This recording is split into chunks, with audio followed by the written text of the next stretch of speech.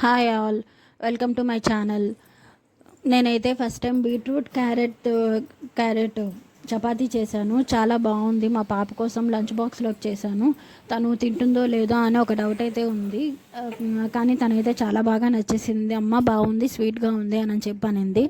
నేను ఏం యాడ్ చేయలేదు, షుగర్ కానలాగా బేసిక్గా దానిలో ఉన్న ఫ్లేవర్స్ యాడ్ అయినాయి అనమాట. ఒకసారి అవి ఎలా చేసుకోవాలో చూద్దాము.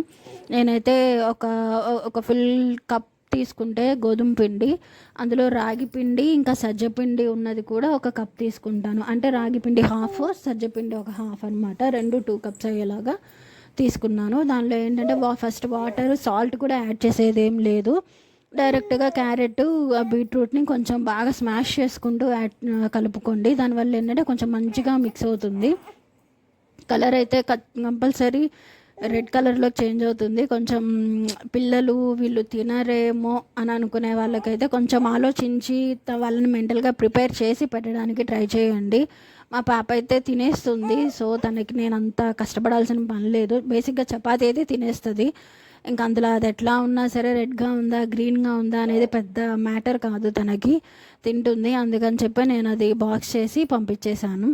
ఇంకొకటి ఏంటంటే నాకు చపాతీ పిండి కలపడం కూడా అంతగా చేత కాదు, అందుకని ఇలా 2 పార్ట్స్గా చేసుకొని మిక్స్ చేసుకుంటాను. బట్ ఫైనలీ అయితే అయిపోయింది. కొంచెం సేపు ఒక 20 మినిట్స్ అయితే నేను కలిపిన తర్వాత పక్కన పెట్టేసుకున్నాను, క్లోజ్ చేసేసి, లిడ్ క్లోజ్ చేసి. రోటీ చేసేటప్పుడు ఉన్న క్లిప్పింగ్ అయితే మిస్ అయిపోయింది, నా దగ్గర లేదు.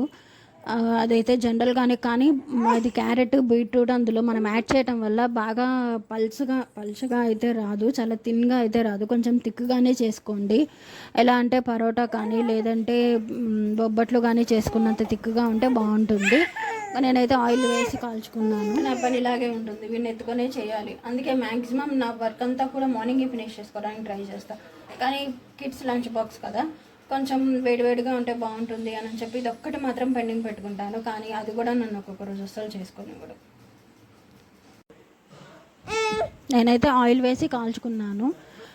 కొంచెం అది బ్లాక్ కలర్లో వచ్చింది, మాడిపోయిందని అనుకోవద్దు, అది క్యారెట్ వాడటం వల్ల అలా కలర్ చేంజ్ అయ్యింది.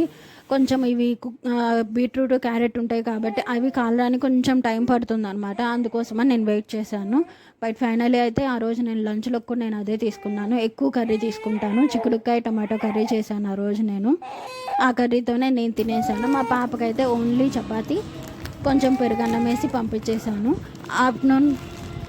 ఆఫ్టర్నూన్ తనకి స్నాక్స్ కూడా నేను ఒకేసారి ప్యాక్ చేసేసి బాక్స్లో పెట్టేసి పంపించేస్తాను.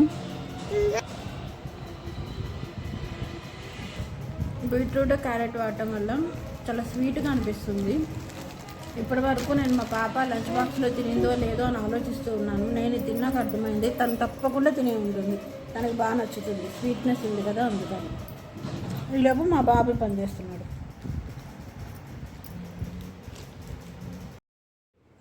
తను జస్ట్ 4 years ఓల్డే కదా, తనకి ఎందుకు లంచ్ బాక్స్ పెడుతున్నారు అని చెప్పి కొంతమంది తెలిసిన వాళ్ళు కామెంట్ చేస్తున్నారు.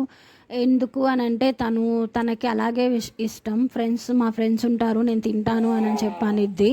ప్లస్ ఏంటంటే టీచర్స్ కూడా చాలా కేర్ తీసుకుంటారు. నాకు అందువల్ల ఇబ్బంది ఉండదు. ఇక్కడ బాబుని పట్టుకొని తీసుకొని వెళ్ళడం కొంచెం ఇబ్బందిగా అనిపిస్తుంది. అందుకని చెప్పి తనకి బాక్స్ అయితే పెట్టి పంపించేస్తాను. తను అదే హ్యాపీగా ఫీల్ అవుతుంది. మనకు కావాల్సింది ఫైనల్గా వాళ్ళ హ్యాపీనెస్సే కదా.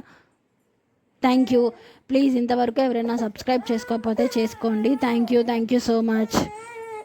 అక్కడక్కడ మా బాబు ఏడుస్తున్నది వినిపిస్తూ ఉంటుంది కదా, అంతే. మా బాబు అప్పుడప్పుడు కొంచెం ఇలానే ఏడుస్తూనే ఉంటాడు. బట్ నా పని అయితే నేను చేస్తూ ఉండాలి కదా, వాడిని పట్టుకొని ఇదంతా కూడా చేసుకుంటూనే ఉంటాను. Very good. బాగుందా, నచ్చిందా, స్వీట్ ఉందా? రేపు కూడా అదే కావాలా? మీ ఫ్రెండ్స్కి ఇచ్చావా? Very good. నెక్స్ట్ చూపి. Very good, very good.